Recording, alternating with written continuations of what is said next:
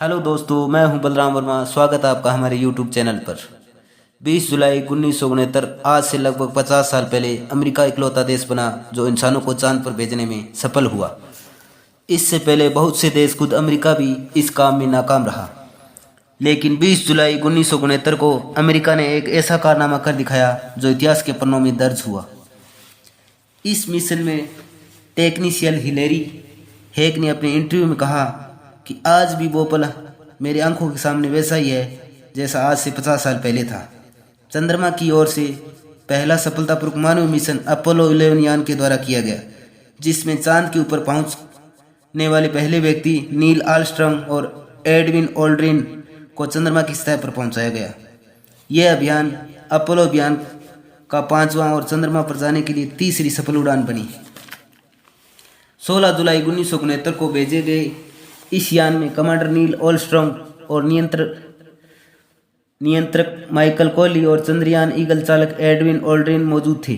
20 जुलाई 1969 को Neil Armstrong और Edwin Aldrin चांद पर कदम रखने वाले पहले इंसान बने। इन लोगों ने उस दौर में अमेरिका के राष्ट्रपति निक्सन का इंसानों के चांद पर भेजने का सपना पूरा किया। इस घटना को 20वीं सदी में हुए सबसे बड़ी घटनाओं में से एक माना जाता है।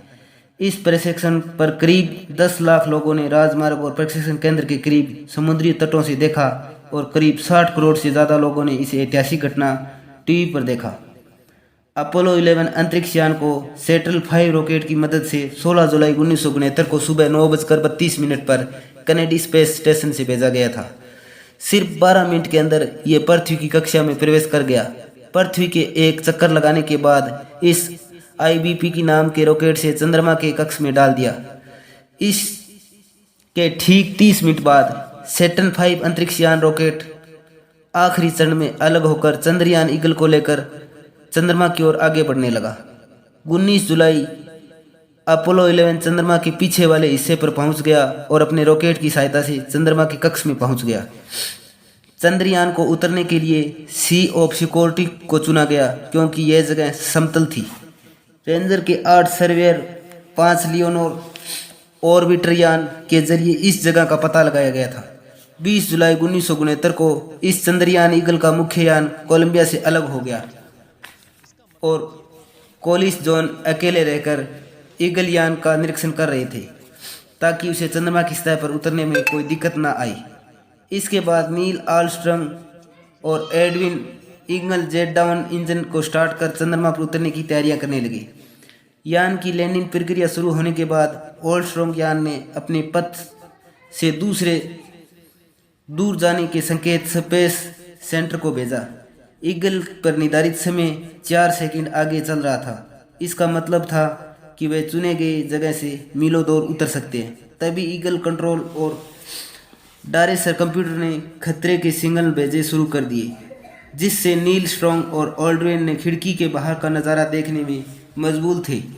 उनका ध्यान उनके कंप्यूटर पर गया और आर्मस्ट्रांग ने देखा कि उसका कंप्यूटर उनके यान को बड़ी बड़ी चट्टानों और गड्ढों की तरफ ले जा रहा है। आर्मस्ट्रांग ने बिल्कुल भी देर ना करते हुए ऑटोमेटिक प्रणाली को बंद कर दिया और यान का कंट्रोल अपने हाथों में ले लिया। उनके इकलौते साथी ऑल्ड्रिन की मदद से 20 जुलाई की रात 8:17 पर ईगल यान की सतह सही सलामत चांद की सतह पर उतारा।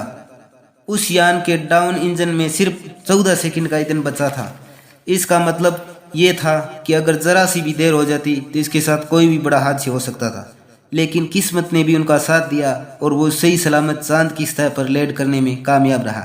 आर्मस्ट्रांग ने अपोलो 11 के लैंड किए गए जगह को रेगुलेटरी बेस का नाम दिया और ह्यूस्टन ने केंद्र को संदेश भेज दिया। ह्यूस्टन ने रेगुलेटरी बेस है और ईगल लैंड कर चुका है। चंद्रमा की सतह पर कदम रखने पहले ओपरिन एक संदेश भेजा और उन्होंने कहा कि इस चंद्रयान का चालक हूं और इस संदेश को सुने सभी लोग से मेरी गुजारिश करता हूं कि आप लोग कुछ देर मौन रहकर पिछले कुछ घंटों को हुई घटना को याद करें और अपने दो तरीकों से ऊपर वाले का शुक्रिया करें। इस मिशन को पूरा होने की दुआ मांगे। अपोलो 11 ने लैंड के 6.5 घंटा बाद 21 जुलाई रात 2:46 पर नील आर्मस्ट्रांग ने चंद्रमा पर अपना पहला कदम रखा और कहा, इंसान के लिए बस ये छोटा सा कदम है, लेकिन इंसानियत के लिए मानो ये बस बहुत बड़ी छलांग है। अगले 2.5 घंटे तक आर्मस्ट्रांग और ऑल्ड्रिन ने मिलकर तस्वीर लेने और नमूने जमा करने और पत्थर जमा करने में लगाए। इसके बाद दोनों ने मिलकर early Apollo centric experiment package की स्थापना की और अमेरिका झंडा लहराने की तैयारियों में जुट गए।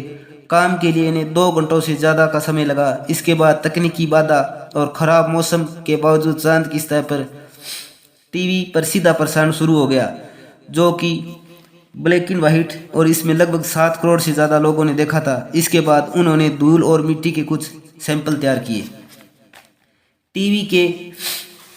टीवी कैमरे से आर्मस्ट्रांग ने चंद्रमा की सतह से चारों ओर दृश्य भी लिया और इसके बाद दोनों मिलकर कंगारुओं की तरह उछलने और मजा लेने लगे। उन्होंने बाद में यह बताया कि वहाँ की मिट्टी काफ़ी फिसलन भरी है, जिससे चलने में काफ़ी दिक्कतें आईं। इसके बाद दोनों ने मिलकर अमेरिका का झंडा लहराया और अमेरिकी राष्ट्रपति निक्सन से फ़ोन पर बातें की। ऑल्ड्रिन यान से पहले वापस आए और उन लोगों ने बड़ी मुश्किलों से 22 किलो मिट्टी का सैंपल पुली की सहायता से चंद्रयान में लोड किया। उन्होंने चांद की सतह पर बहुत सारे उपकरण, अमेरिका झंडा और एक प्लेट जिस पर पृथ्वी का चित्र और अमेरिकी राष्ट्रपति के सिग्नेचर और एक वाक्य लिखा था, उसे वहीं पर छोड़ आए।